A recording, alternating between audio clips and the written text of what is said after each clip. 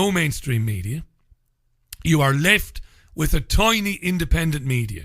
Tiny in terms of a genuine independent media. The independent media is full to the brim with virtue signalling narcissists. Even worse than the mainstream media. Many of them with big followings, most of them with hardly any following at all. People travelling to Syria, for example, from the independent media, to stand there on a soapbox and triumphantly proclaim that they are in Syria, fighting for justice and dropping a few truth bombs. You know who these men and women are in the independent media. You hero worship them. You send them texts and tweets telling them that you love them for what they do. What are they doing?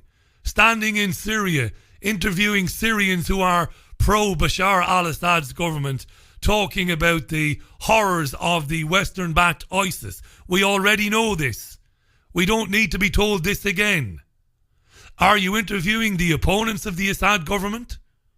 Are you meeting with Syrians who don't like Bashar al-Assad to put to them the very points that we make on these programs? Listen, I understand you don't like Bashar al-Assad and his government and his father, but what about the idea that ISIS was sent in here by Western intelligence agencies through Saudi Arabia and that there's much darker things going on? What do you think about that? No.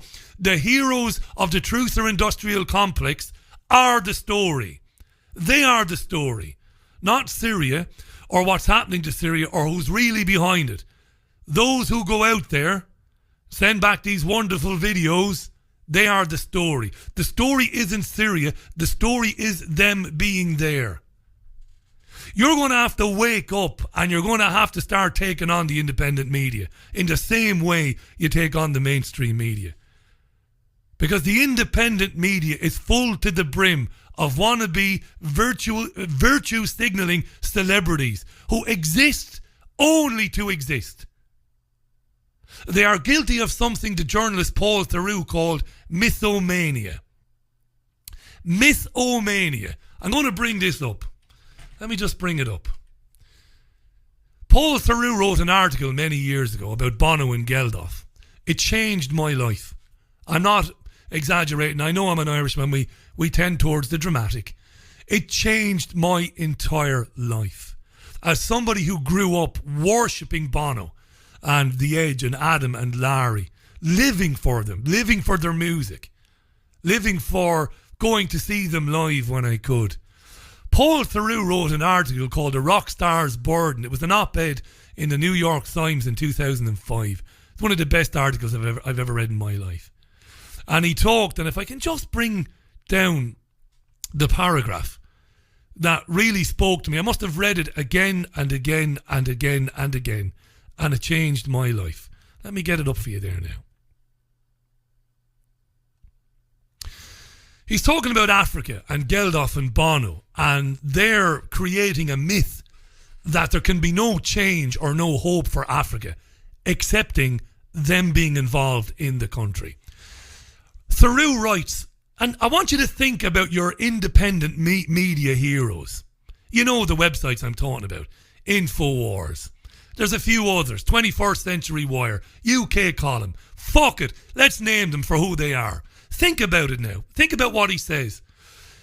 Theroux says, Africa is a lovely place, much lovelier, much more peaceful and more resilient, and if not prosperous, innately more self-sufficient than it is usually portrayed as. But because Africa seems unfinished and so different from the rest of the world, a landscape on which a person can sketch a new personality, it attracts mythomaniacs, people who wish to convince the world of their worth. Such people come in all forms and they loom large.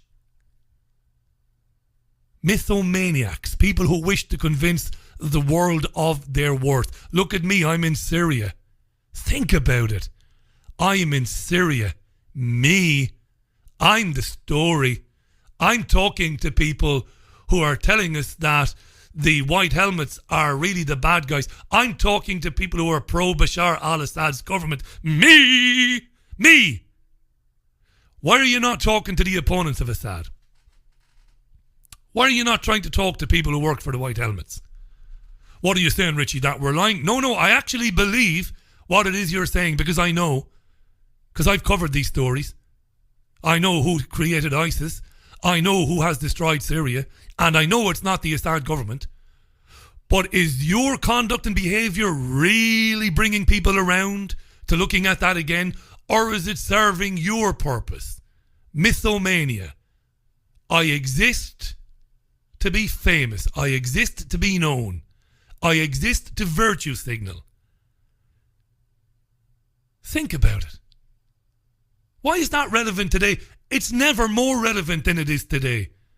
As we rail against the mainstream media coverage of this nonsense, these terrorist attacks, where people die most of the time and sometimes they don't. It is vital that you turn that microscope on to your truth or industrial complex media.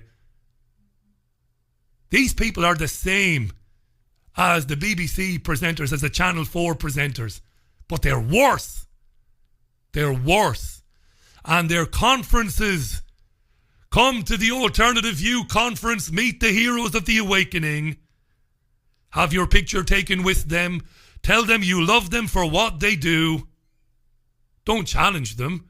Don't ask them any questions.